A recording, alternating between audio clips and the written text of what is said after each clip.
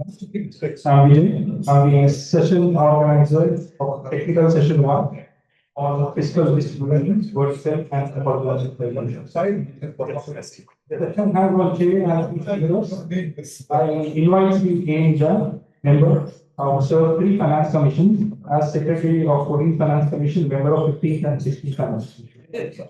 I now invite Professor K. Joseph, Director of Gujarat Institute of Finance and Taxation, Tirunelveli.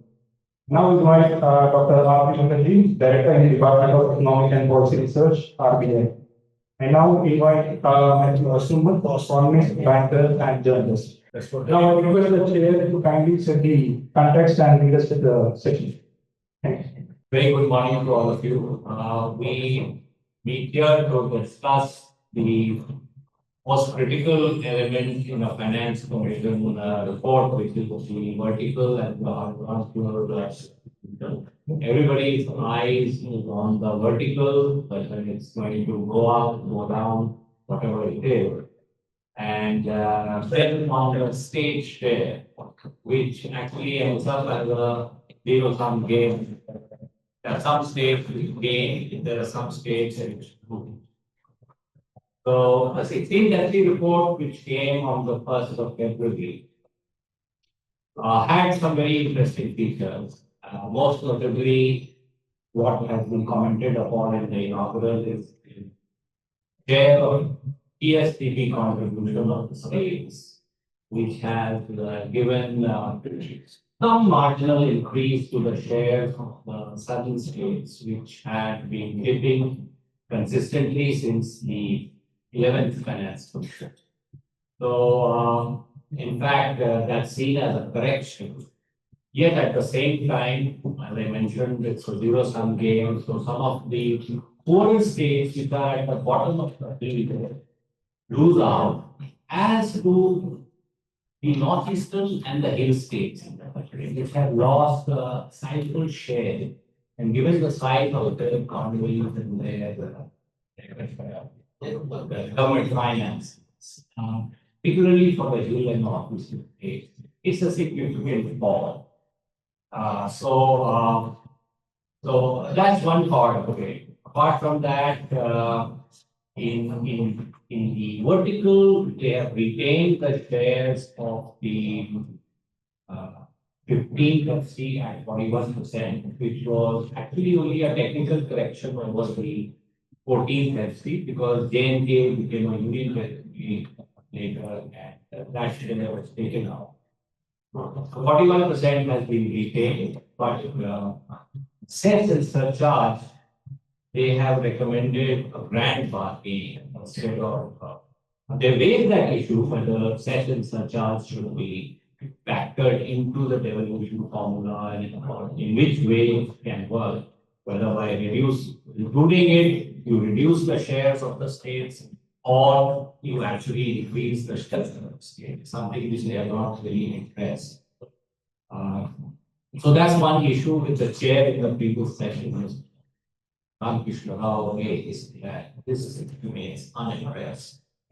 On the horizontal side, again, there is some tweaking in the way they have handled the demographic component compared to the previous finance commission, which had introduced it as a factor which led to gain for states which had lost in terms of the 2011 population. And they have also tweaked the forest coverage and the way they have treated. So we have a very eminent panel here today. Dr. Joseph, of course, the director of Gulati Institute. Dr. R. P. Mukherjee has come from the RBI. And Mike Maitini is a well-known correspondent, writer associated with the Economic Times. I call upon Joseph to begin the discussions. Because of the constraint time, we have about 10 minutes for each speaker and about 25 minutes at the end for discussion. So, Dr. Joseph, please. Respected Chairman. Respected Chairman. I note the presence of the people who really matters in the area of public finance and economic development over here, and including some of my seniors in CTS, Reddy Baru here, Asim Prabhu, my batchmate, and Sanjay Baru there. So, and the morning session, it's so wonderfully laid the discussion for this commission. And I very much agree with them that it is a wonderful report, and some of my colleagues in the institute felt that it is so lucidly written. So lucidly written. So I think also a credit for that, because one of the members was a person who shared the apartment with me in A when we were together, and he tolerated me for much of the food that he was partly with me. He tolerated me 1 year, such one person. And another is my country cousin. She was also, so I take credit for that. So I have only appreciation for it. If at all I say something which you think critical, it is your problem. And I joined the morning discussion people, particularly for students earlier, and so I feel that we have to be talking beyond the percentage, 1%, 2%, little bit more. I don't have the freedom, because I'm not giving a keynote here. I know to set the discuss the report. Still, I can just take maybe 5 minutes for that. Point number one. We are today, while I was making my presentation before the Finance Commission, Visakhapatnam, I said, and I especially feel happy that CSS has been, my CSS colleagues have initiated this. My congratulations for the director and the colleagues. An interesting thing which is said here is the point for us to discuss is stability in vertical distribution and increasing the role of state in achieving vision or Vikasit Bharat in 2047. Whether you like it or not, I really uphold that view. And in Visakhapatnam, the word which I read is that this is the first finance commission which was appointed after country declaring this ambition. And in this country and everywhere, we know that institutions play an important role in influencing economic development. And the institutions need to be co-evolving to the context, and they are the progeny of the context. And we need to understand that in 51 finance commissions were appointed, we never had this kind of ambition. And today we have an ambition like this. And again, we have another important statement by the Prime Minister of this country. He said, India grows when the states grow. If you think that the states are important in achieving India's vision, the Finance Commission indeed has an important role there. My distinguished fellow in my institute, Professor Govt, will tell me, don't entrust Finance Commission with all the issue of Indian development. No, they have a very, very minimal role of providing basic minimum public goods across the country. But institutions, if they are not changing, according to the changing context, institutions itself can be limited. And they can be poisonous to the process of development. So in that context, there are a lot of things to be discussed. What is the role of the state? And we talk so much about the committed expenditure. And we are drawn so much by the FRBM. I have comments on, I just completed my public review committee where I have very critical views about FRBM. Because FRBM, we started that. FRBM is something which emerged in the context of a developed economy context, assuming that for EU, your growth rate is 5% and your borrowing is 60%, fiscal deficit is at 3%. Something which was adopted in the context of a developed economy, and of course it was well articulated by Rajan and Srivastava why India needs this kind of thing, I think, in 2005 paper. But the context has changed. How have you adapted that to the Indian context? And what the more problematic is, these kind of regulations which are evolved for sovereign countries with complete control over your expenditure, complete control over your income, is replicated down to the subnational entities with no control over neither your income nor your expenditure. When GST 2 came, We estimate that Kerala lost 8,000 crore. We have MNREG have become EBG Ramji, Kerala's cost will be increased by another 2,000 crore. So we are replicating, saying this kind of this thing to the developing economy context on the one hand, and we are replicating it to the subnationality that you have put on. A final point which I want to ask is that your final point, this is my introduction point, I'm taking time. When you are talking about fiscal federalism, we have four ideas over there. Think of a system. We have got union, we have got the states, we have the people of the state concerned, and people of other states. Now, for various reasons, each state has got some kind of specialization. Assuming that I can divide states into two categories analytically, those specializing in commodities and tradables, those specializing in the production of non-tradables.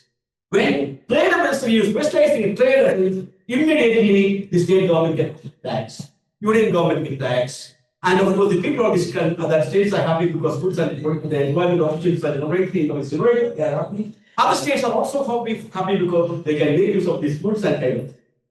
Now coming to states which are specializing in what is called non-tradable. So for example, you will count in Kerala 59% of our expenditure goes for salaries and pension. Capital expenditure is pretty high. And non-tradable, they being non-taxable, they are mobile, they go to other part of the country, other part of the world, and they contribute to remittances. So much so that a state with 2.7% of the population contributes 24% of the remittances, or $134 billion, and it is high capital expenditure. It contributes to the union, it contributes to other states because you know that in the Indian IT sector, 20% of the IT manpower is supposed to be Kerala based. And we have got something like IT export is whatever. Now, the point which I want to say that when you produce non-tradables, state government does not get any tax. Instead of producing 5,000 lasers, if I produce 5,000 metric tons of steel, I will get tax. But in the case of when I produce human capital, state doesn't directly benefit from this part of that. So, and this benefits the national economy. So the point is that, the point which I read is that each state vary in terms of their contribution to national development. And today, if you are wanting to become a developed economy, you need to have a strategy of walking on two legs while promoting the performance. You should also handhold the laggards. So in that extent, I'm very happy that they have come up with an idea of they have come up with an idea of contribution to GDP. Contribution to GDP 10% rate is given, well and good. But my dear friends, in the world of today, IT world, when you are talking about contribution, it is a very simple way of analyzing simply in terms of GDP. It's a lazy approach. The amount of high frequency data that you have available today, and to do this kind of a job, you don't need my wonderful colleagues.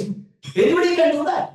So what I'm trying to say is that instead of when you are coming up with concrete evidences, you should also raise questions. Okay, we are not able to address it. Final question I want to say about consumptive part is that when you are talking about when the public finance people will realize that when you are talking about the growth of the economy, it is not just capital expenditure or the type of conventional type that matters. The modern world not is the most important source. Nor is what is driving growth. And today we have, when I am building a laboratory, that building is a capital investment, and when I am making R&D investment inside for producing an AI that is going to make you the global leader, that is not a capital investment. What is capital investment in the modern economy? You have to think about. So I think that these kind of analytic issues are there. I have one more bit. Actually, it's only 8 seconds. So the point which I want to say that when you are talking about 2%, for example, when you are 41%, when you are talking about 41% free is wonderful. You should realize that when you are given 41%, you have not given any grants.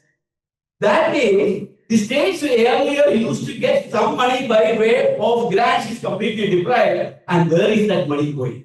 If it is going by way of centrally, naturally going by centrally sponsored programs. And we know that we have the chairperson himself say, well, we have a study on centrally sponsored programs and their issues. And the commission is actually talking by saying that, okay, we have to have a high power committee. And when actual divisible pool in a country where, as somebody said, there is a growing vertical inequality, vertical imbalance, we have placed it at 41%. And in that context, what I want to argue is that the search and structure, the commission was very much saying that it is a part of constitution. But when it came to states, when you are talking about the grants, constitution provides for it. There they say that, okay, if you give grants, profligacy will increase. There the commission is above the constitution. Because constitution authority says that states need to have, they are very, constitution builders are not small people, they are very big people, they have seen what the state is going to be.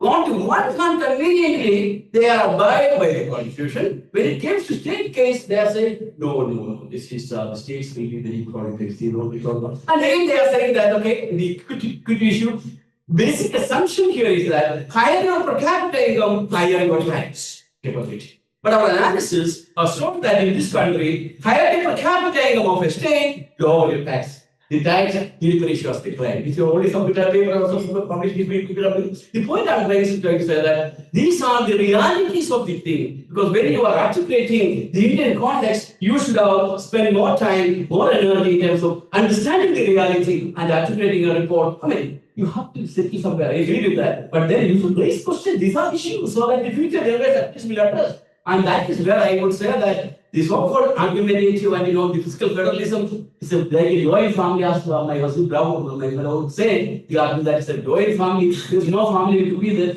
You have your deliberations and discourses, and that needs to question. Now, we should raise issues, and I think that I'm very happy that this is set the stage for a further discourse. This is not a concluding session, I would rather start discussions. Thank you very much. I request Dr. Keeper to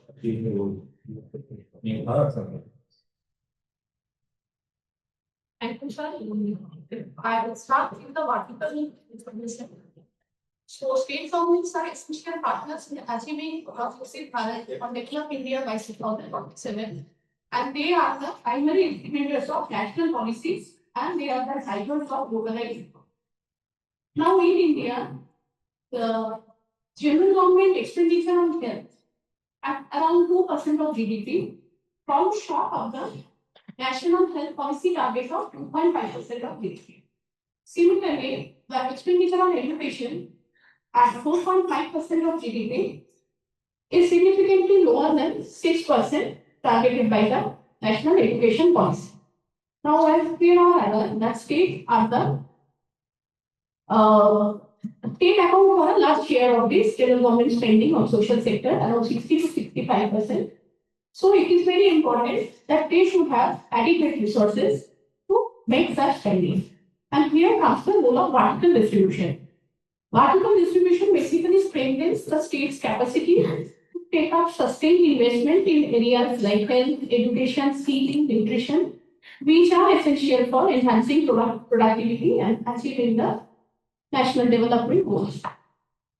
Now, during the consultation with the 16th Finance Commission, most of the state government demanded that the state share in tax devolution, the state share should increase to 41%, from 41 to 50%.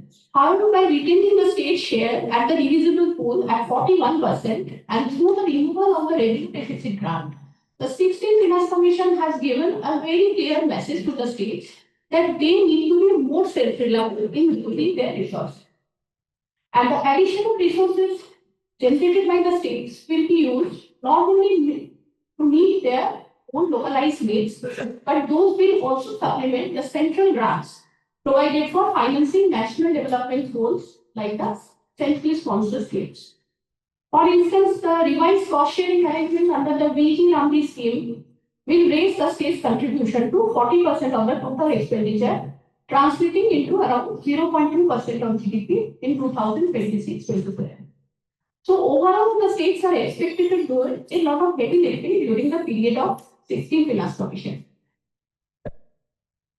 Regarding states, now the 16th Finance Commission itself has pointed out that there has been a substantial decline in the share of the divisible pool of center because of that increasing reliance on states and surcharges.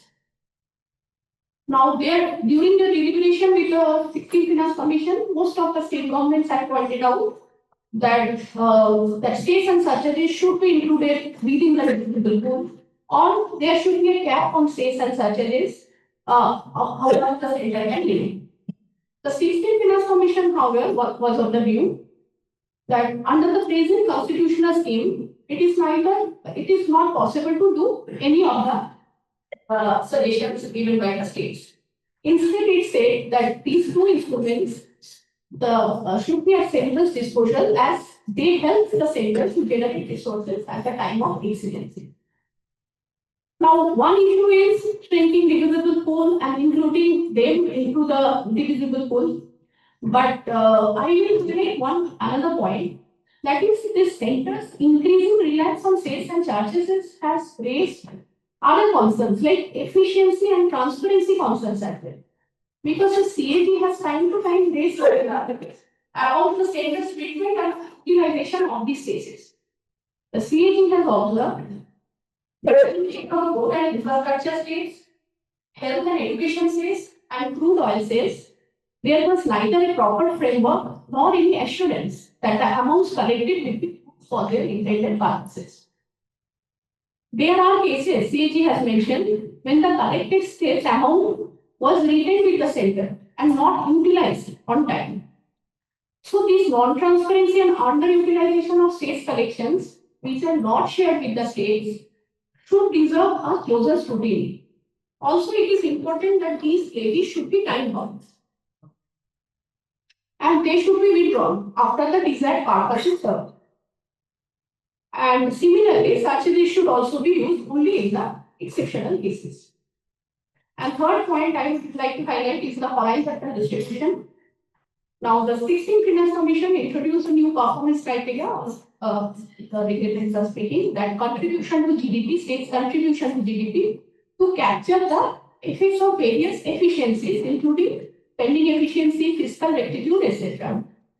The Commission feels that this introduction of this criteria will incentivize the states to implement policies to maximize their GDP growth, GSDP growth. Now, based on these revised criteria, the states with relatively stronger economic performance stands to gain. So now the scheme of things is like horizontal distribution is like this.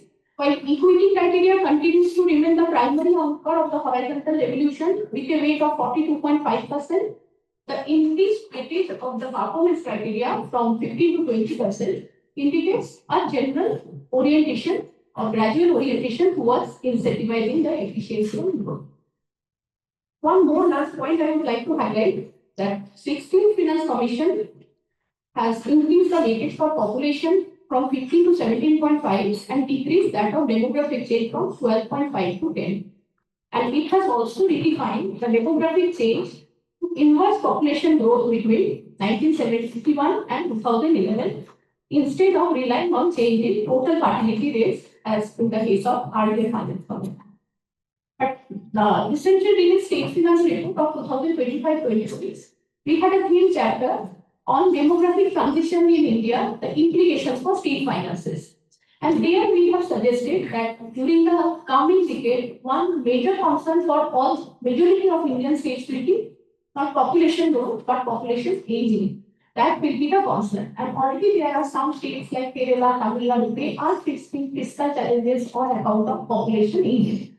So we have suggested that in future Finance Commission for demographic criteria, they can use some more definite population aging indicators like old age dependency ratio or share of elderly population to promote more equitable and efficient allocation of resources.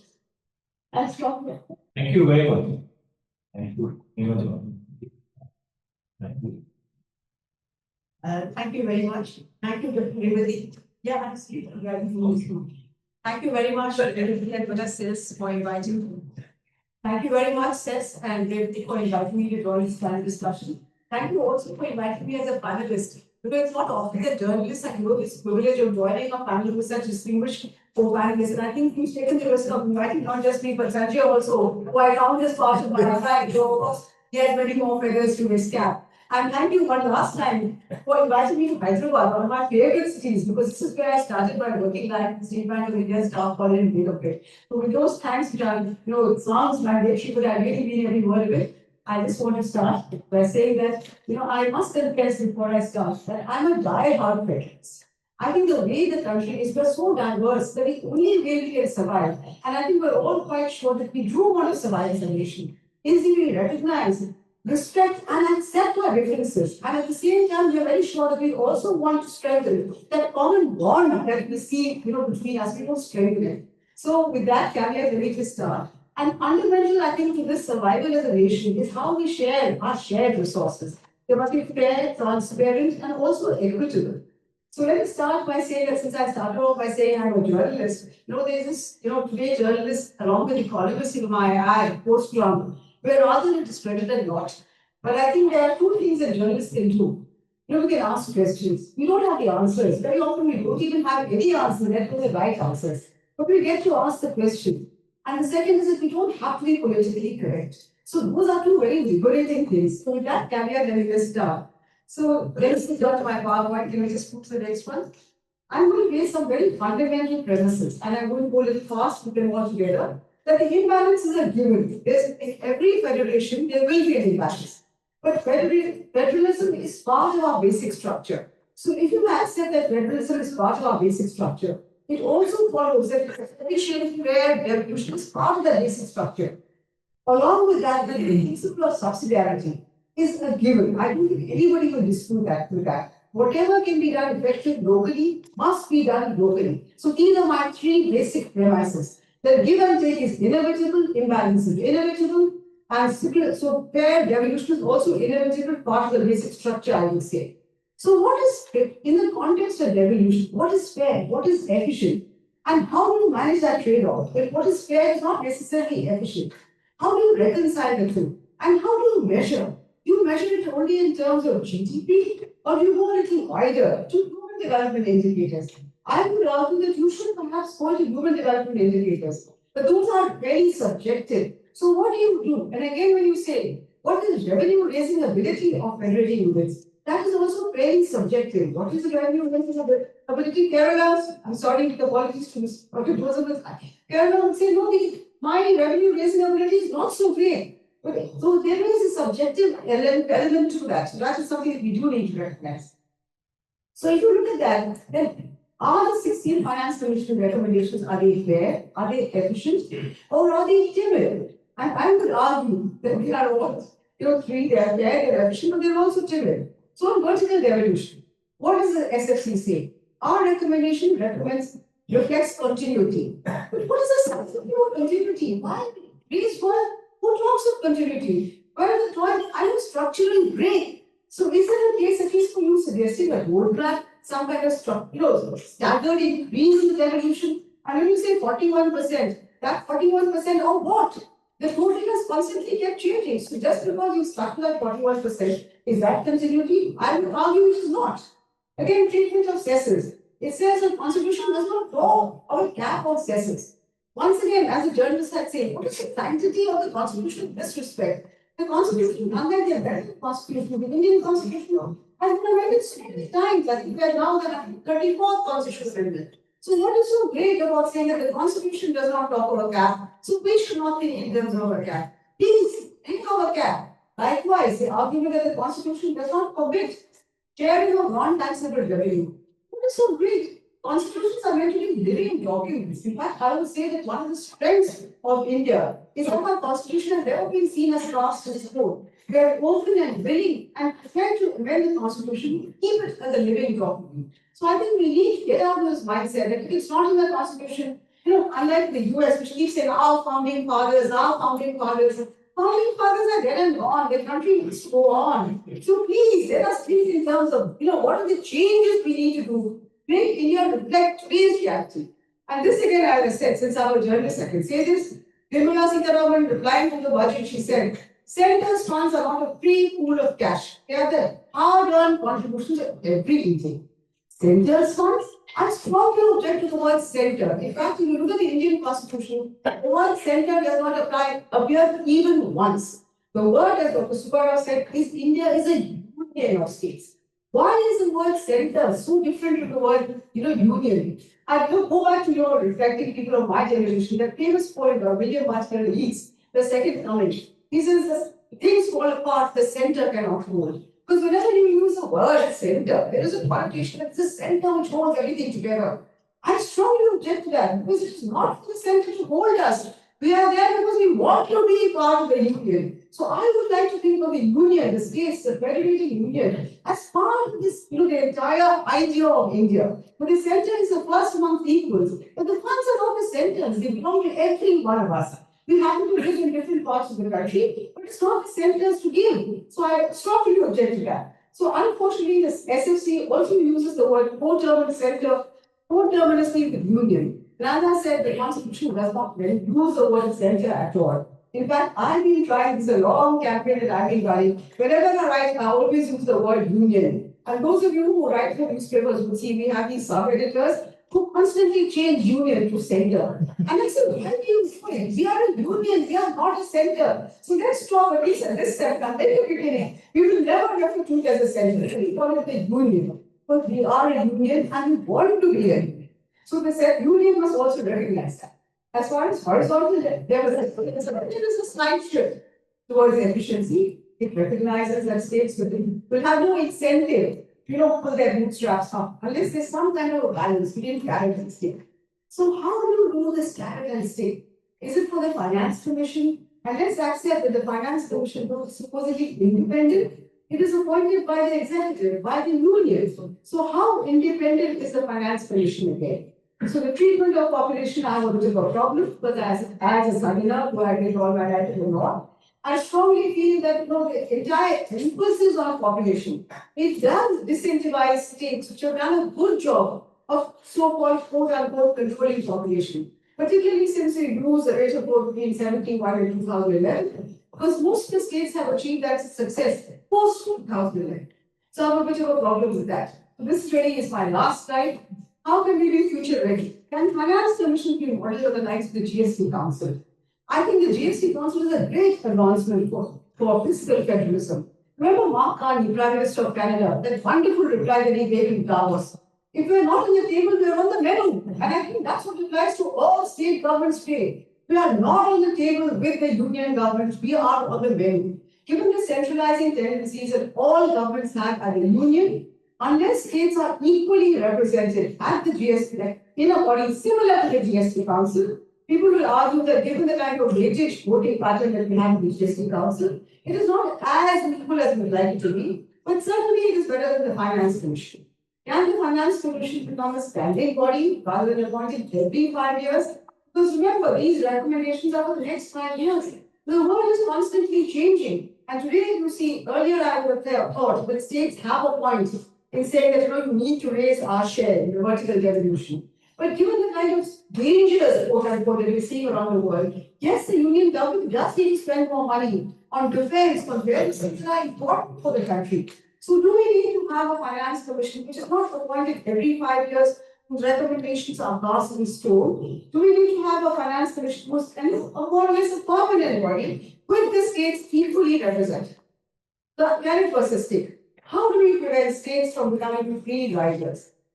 Is it a race to the bottom? And in this context, I really enjoy the remarks of the Supreme Court in the context of Tamil Nadu. I normally am always talking about judicial overreach. But this is one time when I really appreciated what the CGI said. I really quote you. He says, what kind of culture are we developing? Without drawing any distinction between those who can afford and those who cannot. You start giving, but it not involve your ideology, appeasement policy. Is it in the public interest that the state is absorbing all these? Sometimes we are really disturbed. Yes. I would say not just sometimes, we are always really disturbed. And if you have state after state announcing elections freebies, where does it stop? You find rich people, very for instance, people in Maharani Bagh, Friends Colony, they don't pay electricity bill. Why? Because under they said no need to pay any bills at all. Is that fair? Is that reasonable? So I think it's time for us to relook, as I said, in context about the concurrent list. Do we really need a concurrent list? And remember, in fact, as we talked about, some 5 items were removed from the state list to the concurrent list. But when was this done? That 42nd amendment that all of us hate to recall, 1976, 42nd Amendment, items were moved from the state list to the concurrent list. And though the present dispensation has very many problems with the 42nd Amendment, nobody has ever talked of redoing everything that was done, all the bad that was done in the 42nd Amendment.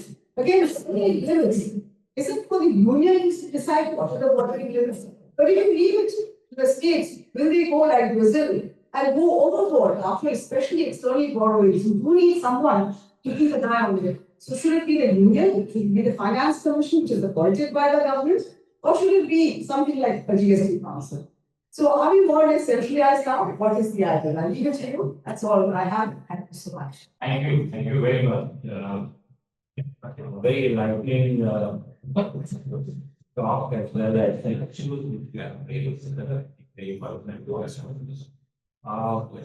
I don't think I'll make any observation as of now because he has raised a lot of issues as has Dr. Joseph.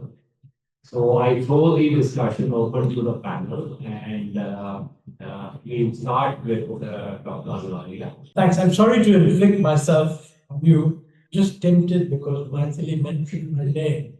So the 2 points I want to make, which I should have made in my initial remarks. I think they're actually quite relevant to certain context. One is the borrowing issue, which was just discussed. You know, one of the problems with the rationale of the borrowing arrangement, it's been assumed that the state's borrowing should be the same for each state. There is no economic rationale for that at all. Because as between two states, one of whom has a very high debt to GDP ratio and the other one low, the first one should have a lower fiscal deficit, the second one should be allowed a larger fiscal. Second, as between a state which for whatever reason is going to grow faster than another state, if the idea is to target some kind of a debt to GDP ratio, faster growing state should be allowed a larger fiscal base. Neither the Finance Commission nor the Finance Ministry have ever addressed it. Although when I was Deputy Chairman, I specifically raised this point. It was quite seriously and wisely ignored because it was too delicate. I think this is if one is going to sound very realistic about debt, this is something that has to be addressed. The second point is, we've invented this new phrase, I think it was NKC's commission, beautiful phrase, glide path. Earlier, something brutal about reducing the fiscal deficit, but now we are on a glide path, which is a very gentle decline to some kind of a target. But nevertheless, you need to put that in some context. And I think some issues can be put out as follows. If you look at all the people who want more expenditure, there are a lot of people that want a lot more expenditure. I can count very easily that people say we need more expenditure as a percent of GDP in education. I think some reference will make, yes. More expenditure, public expenditure in health, yes. So 1% more education, 1% more on health. Everybody will agree that 1% more on defense. 1 plus 1 plus 1 is 3. Everybody now agrees that we need more on R&D because our R&D performance is terrible. So that will take it to an extra 4%. And given climate change and the need to invest in adaptation infrastructure, we certainly need another 1% there. So that's an additional 5 percentage points of GDP in expenditures. In addition to that, all the glide path guys feel that over the next 5 years, the fiscal deficit combined should go down by 2%. So if this 5% increase is to be achieved over 5 years, then you're really talking about a fiscal turnaround of 7% of GDP over a 5-year period. Now, this can only happen if either you cut expenditure or you raise tax revenue. But I've not heard any discussion of medium-term budgets or anything which sort of say we are now embarked on a medium-term trajectory that will either cut existing expenditures, make room for this, or raise taxes on that order of magnitude. Well, I mean, frankly, we cannot genuflect before the idol of fiscal austerity without addressing that we need some answer to these questions. I'm just throwing it out for your consideration. Anybody on the panel? One, I think an important point has been made about GDP. While everybody is welcome the introduction of this measure for distribution, I think Joseph, you made this point. I think it's useful for this seminar or conference to come up with concrete ideas about how do we improve this measure, because after all, as Maithili said, HDI performance is as important. So can we think of a more comprehensive measure that can be used rather than GDP alone? That's one point. Second, old bugbear of mine, I think I've had enough discussion. I don't know if I had it in Subha, but certainly many years back, I ran a dialogue with Dr. Rangarajan when he was Govt of Reserve Bank. Then we wrote an editorial in the Economic Times questioning the concept of state-owned resources. The Reserve Bank of India has this term, state-owned resources. I said, what is state-owned resources? Because every resource is equally divisible between center and states. It is the constitution that has decided that certain things are in states' purview. But you are taking away states' resources increasingly. And then saying, okay, what are the states doing about state-owned resources? I think the concept of state-owned resources is not fair to the states. I was wondering, as a former RBI official, do you have any views on this matter? Because we do have someone from the RBI. Because I find the RBI continues to use this concept. But if you're thinking in terms of eliminating the borrowing limit for the states, I completely disagree. The Constitution debated this. They talked about the financial stability, the worst in the economy, and the credit of India. These are India's things. There's no way of allowing a state to go bankrupt. And therefore, with the flexibility, I think borrowing limits and Article 290 are required. In fact, the problem is the government of India, successive governments have dropped the ball. The failure to enforce fiscal discipline in the states entirely is because of the government of India's failure to enforce the constitution, which was very wisely made. I know it's going to be a very contentious issue, but I want to make it. The second question, Montague made this point about educational responsibilities. I completely agree with the general need for prioritization, healthcare, climate, R&D, etc. Education, Montague, please. We are spending a lot on getting very little out of it. Telangana spends 108,000 rupees per child per year on school education. Outcomes are falling the back. At the age of 16, let me take this after the two, give the data. At the age of 16, 50% of the kids in Telangana rural areas cannot read the watch, cannot read the watch. 75% able to give you the approximate hour, only 50% hour ability. At the age of 16, 50% cannot calculate the number of hours they slept. At the age of 16, 80 to 90% cannot calculate simple discount.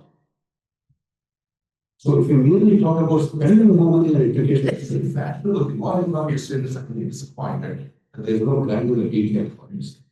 Of course, we must spend more providing the outcomes. Therefore, for heaven's sake, fixed education must improve outcomes. If there is a single greatest failure in India governments after independence, it is the failure of school education. It's a disaster. Just make one comment about the cess and surcharges, which all the panelists touched upon, Professor Joseph, Atri, and Maithili as well.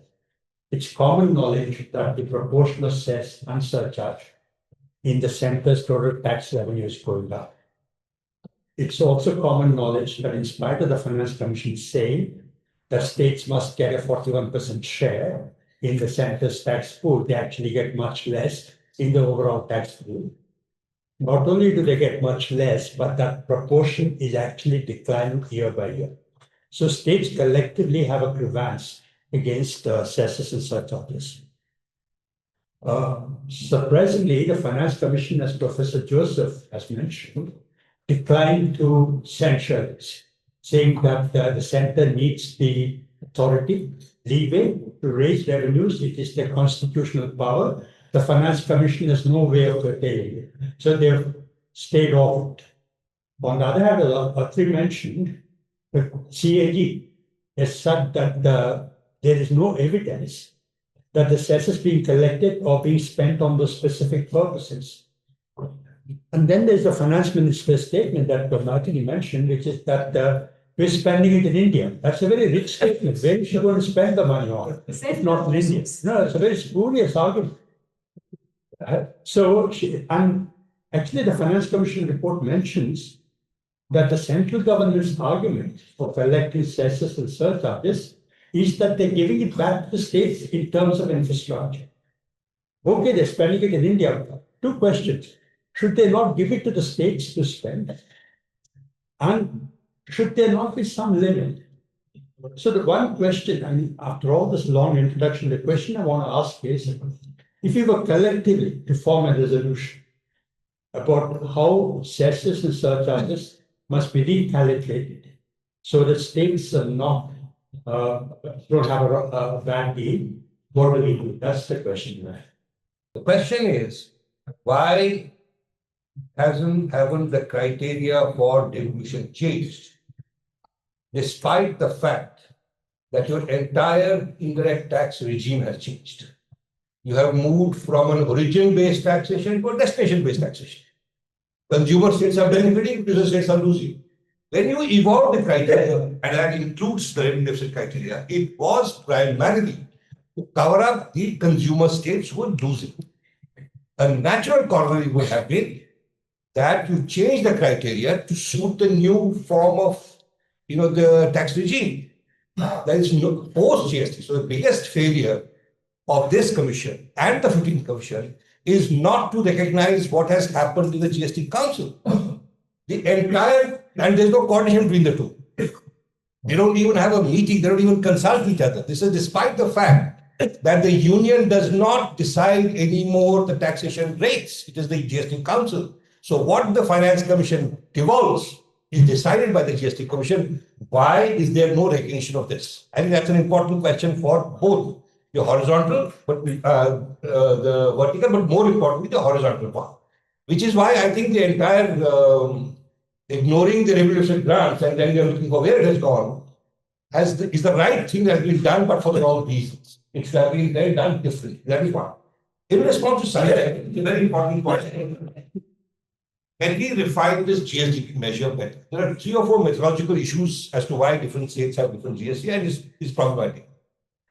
It also is regressive in a sense that apart from tax effort which you are building in, GSDP itself compounds the tax effort. The first thing that I would suggest to be done would be to move from GSDP to GSBP. Go to a value-added, because at least you are taking out the taxation part, the subsidies part. You will also bring states in uniform, at least some uniformity, because you will take away the taxes and the subsidies, which are today beefing up a lot of GSDP numbers.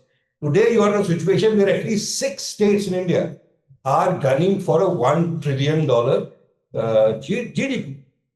And final, my question to Joseph is, whose Bharat is Viksit? Whose program is that? Is it state government's program?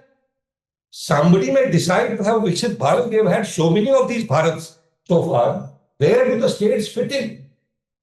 And I cannot resist ending with this thing, that post what happened in 2019, that you convert a fully empowered state into a union territory. Let us talk about federalism in a guarded manner. It doesn't even exist in the Constitution of India. It is never improvised. Yes, through a judicial intervention, it was made into the basic structure of the Constitution. Otherwise, it is not a part of the Constitution of India. It was a compulsion at that point of time. So let's not also glorify this whole notion. And since this whole thing was made about cooperative federalism, competitive federalism, And one more, on combative federalism, we are looking at a situation of, let me add one more C to it, of coercive federalism. And that is what we are considering. Thank you. I would say that the most important point to begin with is in the first sector itself. Well, the Finance Commission strikes very well how should the government behave. It lost 4 months completely to get proper rules to function.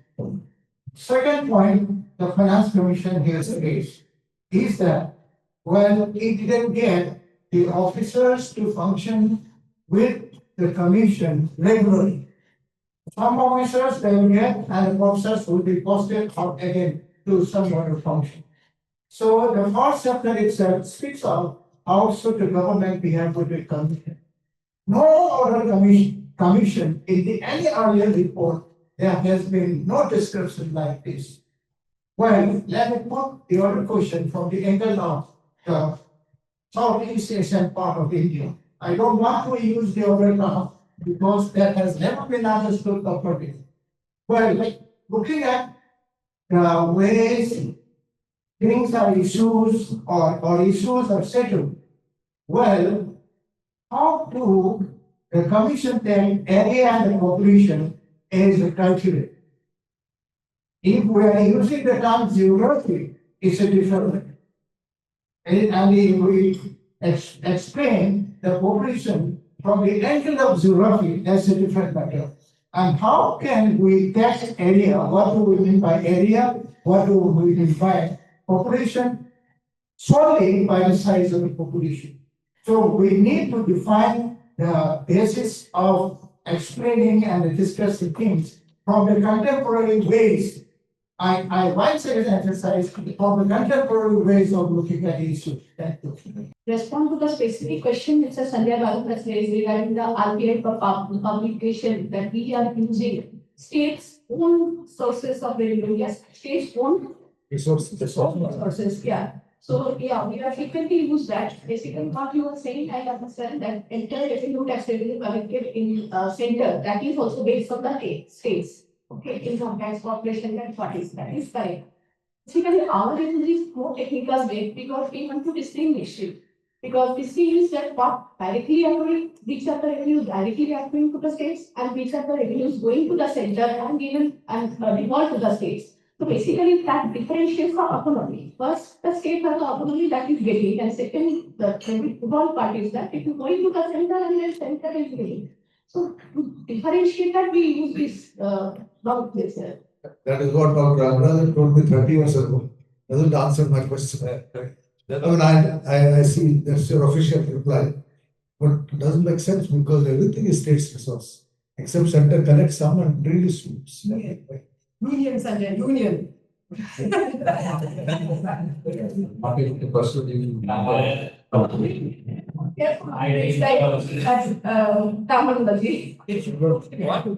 Three governors is that. Yeah, very quickly, I was hoping both Montek and Subhas would be been there, done it all. Didn't respond to my suggestion. Can the Finance Commission ever be made like the GST Council? To answer Naseem's point, yes, there is an issue because now we are GST. But would that be taken care of a little bit at least, if not something like a GST Council, Finance Commission model on that, where every state has a say? No, they may not be happy, but at least they feel they've been heard. Whereas today you have a Finance Commission whose members are appointed by the executive. God knows what goes on behind the scenes. Would there be greater transparency? I was hoping you would reply to that. So that's one point. Second point is that I'm looking somebody who talk about internal migration. You talked about population, but the huge issue of internal migration, which should be taken care of in a report like that of the Finance Commission. It's completely missed out. Last point that JB said about, the states cannot be, you cannot trust them to borrow limits, etc. If we expect the union to be responsible, what makes us think the states are any worse? If you have a Finance Commission which is modeled on the lines of the GST Council, every state will conform to its neighbor state. And I think there is no harm in expecting states to be as fiscally responsible as a union. With that, I Yes, only to support the question. Extremely good question. Starting with my dear friends, Naseem, because look, I was just quoting. What I mean is, anyone who is sitting here was speaking, I'm sure, all of you had in your life opportunity to step back into the economy and having a so-called comfortable life. And all who are here are chosen to be here. Then somebody claims that okay, I would like to see my country developed, something wonderful. So because of Bharat, I fully agree with you that I don't mean that having a highly developed India, it's all in our trade, in that order. Every state has a job to play, and states should be made to do that job. Are they made to? They are not. In fact, the whole thing which it is now indicated that the institution is inflexible and irresponsive to the changing context. That is what is actually coming on. And if you are not responsive, if you are not responding to changing context, you will not deliver. That is the point that is the anxiety that we have. Your big commissions, they are looking for continuity. Continuity for what? I mean, I fully agree with you on that. My panelists. Continuity for what? You are ambitious and you have continuity. Then everyone needs it. So now the question is about Dr. Jayabali rightly asked about the question asked you, what is this GDP alone? I know that GDP is perhaps the first step. We have to work more towards that. Today we have got, say for example, Arvind Subramanian came with the idea of what the data of nightlife data. Some of our students are actually using that. It's an incredible data. And they have got quite a lot of data on daily transactions. Now, those kind of, you should realize that if we are living in a modern world where high frequency data of intensity of high order is generated, and that should be made to use in economic analysis. And we are still working with what is called 18th century concepts and 18th century data, and some lazy. I mean, don't take it lazy, I know they are doing a lot of hard work. But actually, that we need to think aloud of that. I completely agree with Abhi on the point that GST new tax regime has come that has not really taken cognizance of this thing. But then market self design will also tell you that the money in the GST is working is a crucial. The consumer over in the state like Kerala, which has got more than 80% of the goods consumed in the state is coming from other states. In our state, the ratio of SGST to IGST should be at least 3 times. At least 3 times. But today, for every rupee we collect as SGST produced in the state and consumed in the state, 1 rupee on IGST we get 1 rupee 20 paise, 21 paise. Our ACCs have to go data. All data in the country, ASI is shared, unit level, PLFS is shared, LSSO is shared. This data is not shared. If you are not sharing data, something is. So what I'm trying to say that we are not able to do any sensible research on GST. Data is not shared. Why the data is not cannot be shown? It can be camouflaged. And then you got some who illegal data of a state which are not supposed to get a minister kind of thing. So what I'm trying to say that we are not in this country open for kind of the research of the time in the 21st century needed to make 21st century decisions. We are still in the textbook and we are very happy with very clean report, very precise conclusions. That is what we want. That will not take you anywhere. We should raise questions. We may not be able to raise answers, but let us raise questions. Thank you very much. I think that's good. So, let me just respond to one issue which Dr. Subbarao raised, which was about cessors and surcharges. And can there be a recalibration? In fact, all the previous 3 commissions have raised this point about increasing cessors and surcharges. And particularly during the 15th commission, which is from about 2020 onwards, the extent of cessors and surcharges has gone up significantly. So much so that the divisible pool has come down to as much as 80% of what it should have been. And commensurate reduction in the state share of taxes. The 14th FC had discussed this quite elaborately and is covered in that report.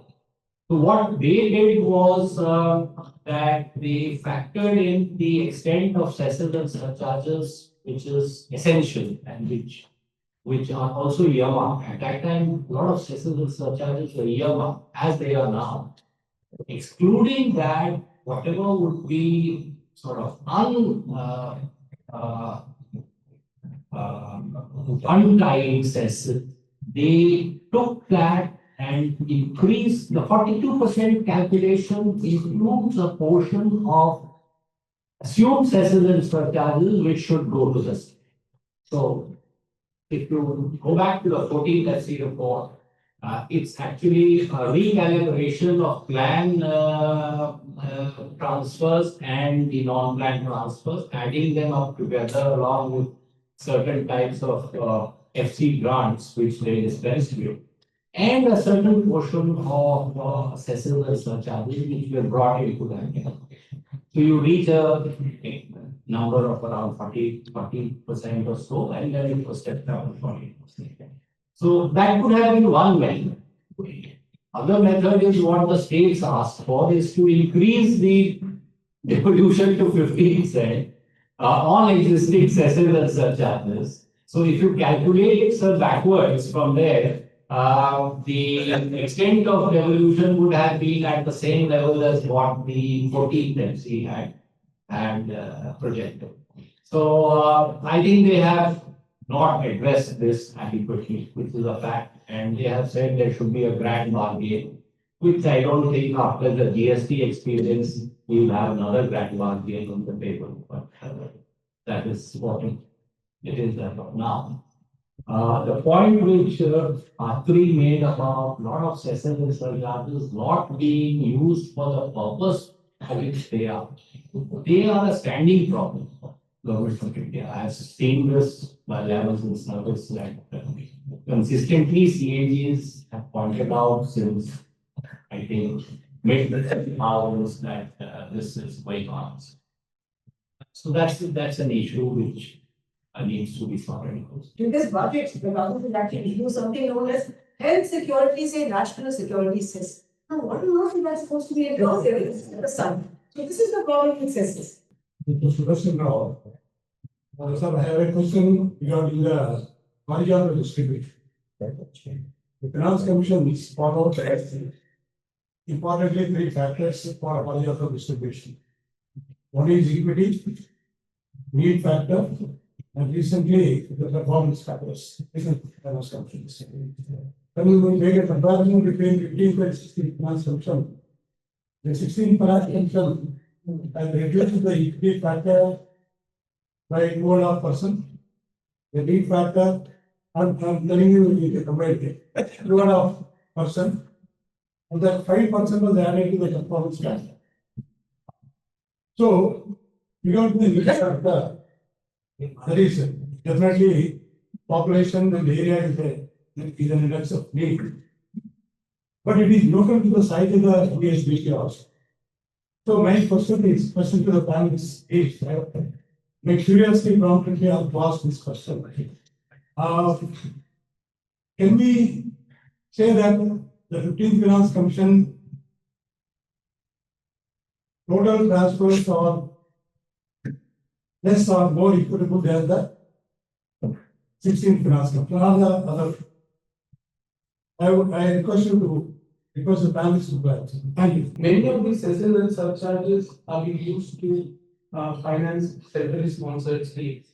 And since 2015, when you had the number of CSS being brought down to 29, now the number of CSS has been increasing in the last 10 years. And not only that, post 2015, the states share in that has also increased. So, on one hand, you are reducing the divisible pool by increasing the cesses and surcharges. On the other hand, you finance many of these centrally sponsored schemes which are in the states list subjects or in the corporate list subjects, and states are required to pay 40% for these. So that has implication for untied fiscal space of the state. So you are actually tying up more and more state resources through CSS. If you have a national agenda, you identify some of the important sectors where you want to make changes or you have to bring about changes. You can fully fund that instead of having hundreds of CSS spread evenly across various sectors in state, this area. So that. Just possibly, we have discussed about the suicide surcharges, but I'm curious to know where it is going. I mean, anybody is having an idea. When COG might have identified that, it is not spent for the said purpose, then where it is going, it is COG should know, or somewhere that money has to be spent. Some accountability should be there. So isn't that India, we are not able to trace where the money is going? I mean, it will puzzle to know. I am Professor Mahendra Reddy, former Vice Chancellor of ICFA University in Hyderabad. This is relating to the concern which other distinguished members have expressed, Jayaprakash Narayana, quality of the expenditure, the mere numbers, we should go into the quality. For example, the Prime Minister has said several times, for realization of Viksit Bharat, what we need is startups. Several times he mentioned. So all our education institutions are they focusing on? And he mentioned that it's a very important factor to realize our Atmanirbhar Bharat as well as Viksit Bharat by 2047. So what is it that we are doing? I'm deeply concerned, having been associated with the university for about 40 years. What is the outcome? I think we need to spend a lot of time on this and concentrate on. I agree with Professor Montek that you need to go for 1% up in the expenditure. But what is it that we are doing? What is the outcome? That's important. Thank you, sir. There will be another discussion on this issue of exercise to charges. Actually, we are treating them very equal footing. My feeling is that system are purpose-specific, whereas surcharges are not, they do not have any purpose. They proceed steadily getting to the consolidated for the year. Surcharges are levied on income tax and corporation tax. So there is no dedicated fund to which the proceeds of surcharges are credited. So obviously we need to make a distinction. That is where the central government, I'm sorry, the union government, the union government can, there's the surcharges with basic rates. And that will to some extent address the issues being raised by the states. Myself, Dr. Vijay Kurla, faculty at SES Hyderabad. I have a question that 15th Finance Commission has suggested 41% safety reward for the states, and the current commission resumed it should be enhanced to 50%, but it is not taken into consideration, it seems. But on the other hand, when it was fixed that grants to the state were abolished, at the same time, cess and surcharges were increased. Why central union government is trying to curtail the freedom of states to collect revenues through taxes? Is it because union government want to control every state? Because if we see today in Hyderabad, earlier we have never seen such advertisements. Now we can see the advertisement of central governments directly, mentioning that central government will provide so and so scheme or so and so benefit. Earlier it was not so. So here my point is that why again and again union government is trying to control resources of state governments.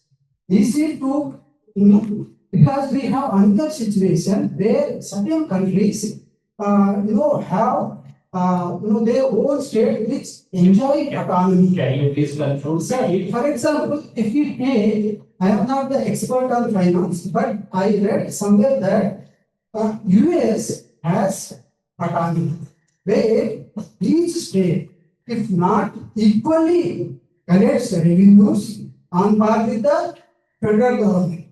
Why can't we have such an autonomy where Central and state government should enjoy their autonomy and should have their own purview to which they can collect taxes. Where the central government should not interfere. Okay, sir, thank you. Thank you, sir. My name is Dina. I will handle member of Sense.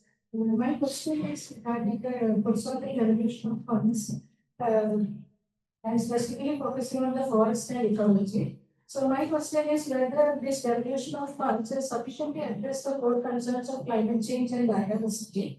Because India is a very diverse country and forest is only one part of the natural resource. There are also other resources like wetlands, coastal ecosystem, etc. So many of these states which are using other kind of non-forest resources are also bearing a opportunity cost of conservation. They have to follow certain kinds of development. So in this sense, whether devolution just based on the land perspectives of foresters and forest cover sufficiently address this issue. And also one more point is that if you consider forest as a carbon sink, we are addressing to some extent providing incentive for conservation of forest as a carbon sink. But we are totally ignoring the cost of this pollution and how this carbon is generated, including air quality and all. Shouldn't there be a performance-based incentive for the states to perform? Gina's point is very well taken, but you must realize that post-Trump, we don't believe in climate change anymore. How can you manage how assessors are politically assessed? That's what the CAG is supposed to be doing. Unfortunately, we're not sure that the CAG itself is able to trace where the money goes. It all goes in one big pool, and as he says, CSS is a major source. And of course, the union government wants to control. The present dispensation is very evident, and they want to control. It's all about control. So it's for states to exercise, which is why I really do want to watch it and see what respond. Can we really have the Finance Commission, a more democratic Finance Commission? Because today we have a situation where the chairman is appointed by the executive. Unlike in the US, there is no vetting by the Lok Sabha, Rajya Sabha. Members are appointed by the executive. So can we have, why can we not get the GST Council? We could, nobody ever dreamt the GST Council. Thanks to Mr. Deccan, it happened. So why can't the Finance Commission also have another repeat? One take, what? Now, this is, like being tempted to get into deep waters. I think the GST Council, because it involves making a sovereign decision on taxation, they have to get all the state chief ministers together. But when you look at the way the GST Council works, it has been a superb way of reducing rates. It has shown no guts to raise any rates at all. So how effective the GST Council is going to be in the long term is an open question. Because if you move forward, now you've got whatever 5% and some 18% and some very high rate. Most people who think about a rational system, at the moment 50% of all items of consumption are zeros. They're not covered. Nobody believes that we are going to achieve Viksit Bharat, okay? Which means incomes are rising, consumption is rising, and 50% of what we consume is not going to be taxed.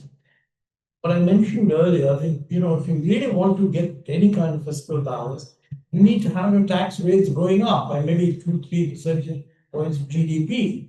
And by delegating the entire GST matter to the council, you are counting on an outcome where this group of people, the center doesn't have a majority.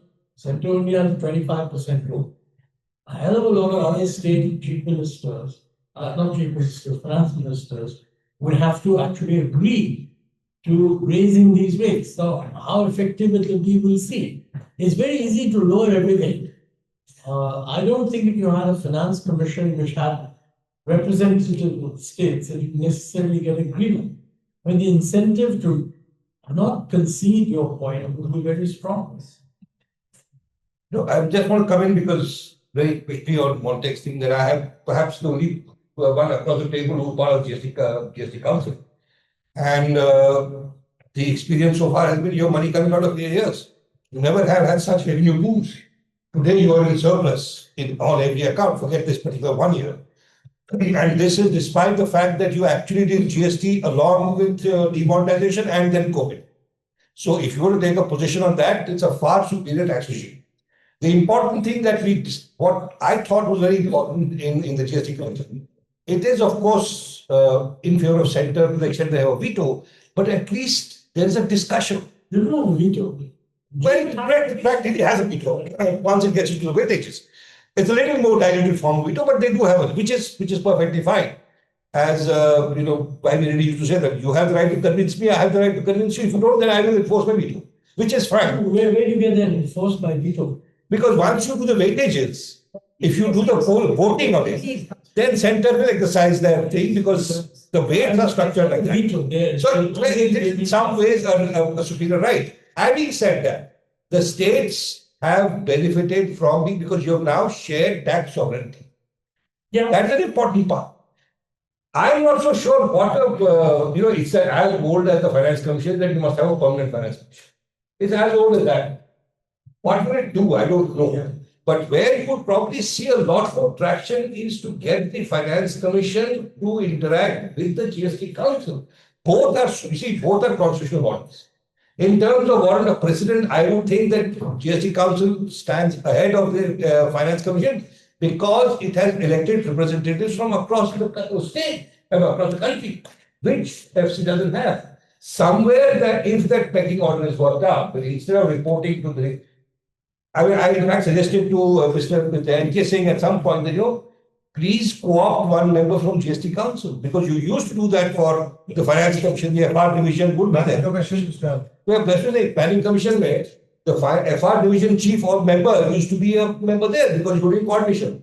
But here, the two bodies are, I think the more important point really is to see how we can change this one. Second, how do you justify, the question I was trying to raise earlier also, how do you justify to yourself that this entire structure of devolution horizontal was for a closed economy, for a regulated economy, now you have an open economy, you still don't change anything. You move the tax regime from one end, producers to consumers, you still don't change. Everything changes. I mean, PCRs, Sanjay was talking of SORs, state-owned PCRs, which Montec used to be so fond of, have disappeared. What hasn't changed? For the second point, very interesting. While we all say, and I completely endorse that position, that states have suffered, fact remains that over the last 70 years, state share has risen from 15% of GTR to 41% of GTR. And soon it will be 50%. That shows the clout of the states. So somewhere we need a redesign of the federal system, which is relevant to the current economy. Because the economy that you have today is not what the TFC was. So more than the tenure of it, it's about, which is why I was very clear in the thing also, that the terms of reference are very important. And this commission had a brilliant opportunity because I prefer to call it center because Union gives me center for states, because the finance secretary that time kind of took a view because in the 14th commission or 15th commission, you had started pushing into the whole story of getting defense into it and all, make it a very clean, unadulterated terms of reference. Go back to the constitution. Now, if the commission wants, they can say anything in terms of either opta dicta, which Montec talked about, or like we did in the 10th Finance Commission, I was a part of the 10th Commission. After giving the recommendations, we wrote a separate chapter, alternative scheme of devolution. I think Montec was that time Finance Secretary. And we proposed 29% instead of doing all. Straight, simple, that can be done even now. The terms of reference do not bind you, they don't constrain you, as somebody was saying, that it gets constrained by that. No, it actually is, it allows them, and the kind of TOR that this commission had a wonderful opportunity, a big missed opportunity here. Just one point. I mean, it's an important issue. I don't want to make a casual comment, but the terms of reference point. I was then the teacher and the finance commission, and I think it's the commission that already 40. Now, I consciously had a discussion with Dr. Manmohan and said, we want to change the terms of reference. The finance ministry also was on board. Terms of reference of the finance commission were removed, keeping in mind the needs of the center. So my view was that the center has enough powers to do, it should just run its public sector more efficiently. to let the Finance Commission do its work without saying, just keeping in mind the need of the center for planned resources. Otherwise, we're going dead. And I also mentioned you, Dr. Shrey, knowing Venu would be a strong advocate of the state position, which is a good thing, that you can be sure that with this we get more going to the state, because that's what we should get. Now, it's not unconnected with the fact that that was a coalition government at the center. I mean, That is the key. it is not entirely due to the wisdom That's and right. good sense and morality and whatever. That's right. If you have that sort of balance of power in the system, It'll you flow. end up getting sense of It'll flow. 100%. Yes, now I think on last comment. Yeah, only if you have the time. I just want to make a brief comment because normally challenge me twice. So this is about, I think you argued for a permanent finance commission. Like Haseeb, I want to ask you, what will a permanent finance commission do? No, I take the other extreme. Why do we indeed have a finance commission every 5 years? Why didn't the constitution makers, in your words of that are gone, why didn't they write the formula into the constitution itself? They did not write it because economic conditions change. So every 5 years it must be reviewed. But if you're going to change it every time, every year, that's going to create a lot of instability.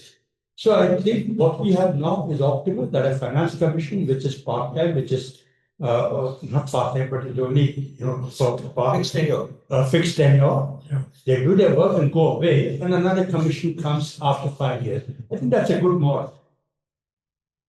Just was for very briefly, so that simply because the world today is very different. A percentage 41 for the union might have made sense. Today, the post-Trumpian world, I would argue there is a case to give more money to the union to strengthen our defenses. So if you have a finance commission which is constantly evolving, as it were, but now it's cast in stone for the next 5 years, this is the direction. That's it. We need some stability. Can we conclude now?